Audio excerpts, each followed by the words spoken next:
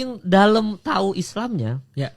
oh ternyata ada najis yang kita nggak bisa lihat, tapi kita nggak bisa sholat. Habis itu ada kayak wudhu tuh harus bener, harus sampai sini, kaki harus bener semua, kalau nggak diterima.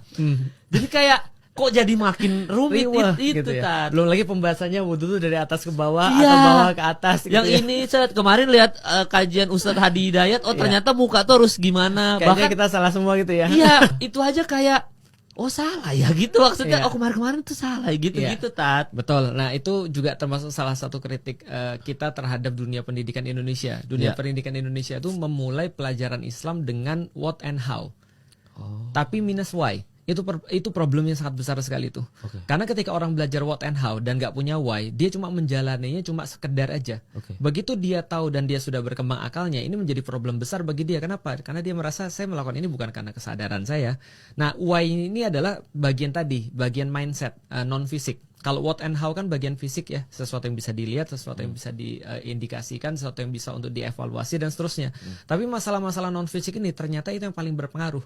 Nah makanya di Indonesia itu yang pertama adalah tentang masalah what and how itu yang diajarkan lebih dulu daripada pertanyaan why. Itu yang pertama. Jadi contoh gini ya, ada orang yang sholatnya benar, ada orang yang puasanya benar sampai detail dia benar-benar, tapi dalam hatinya dia nggak siap untuk itu, pahalanya nggak dapat.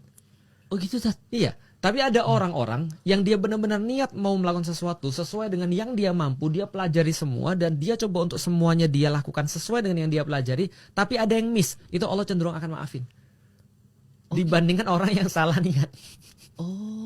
Nah makanya di dalam Islam itu sebenarnya menurutku sih kenapa kita lebih tertarik untuk belajar tentang masalah why tadi, karena Rasulullah juga memulai dengan masalah why. Maka para sahabat yang hidup di zaman Rasulullah itu kadang-kadang kita menemukan mereka banyak kurang dalam permasalahan what and how. Tapi karena why mereka sangat kencang sekali, itu banyak dimaafkan oleh Allah dan Rasul.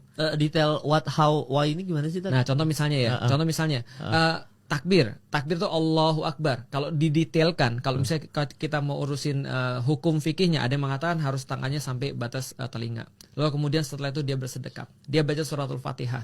Setelah dia baca suratul Fatihah sebagai salah satu daripada rukun salat, dia lanjutkan dengan rukun salat yang lain. Pertanyaannya, kalau andaikan ada orang misalnya dia udah niat salat, terus tiba-tiba dia lupa satu rakaat, diterima nggak salatnya?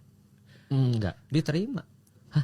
Dia lupa satu rakaat nih, harusnya sholat zuhur 4 rakaat, dia 3 rakaat salam, itu diterima asal dia melakukan segala sesuatu yang paling maksimal sesuai dengan kemampuan dia. Dia atau misalnya diingetin sama jamaah bilang, Ustadz mohon maaf Ustadz, ini tadi Ustadz jadi imam tapi cuma 3 rakaat. Oh saya cuma 3 rakaat ya, iya mohon maaf saya salah. Yuk kita sujud sahwi bareng-bareng.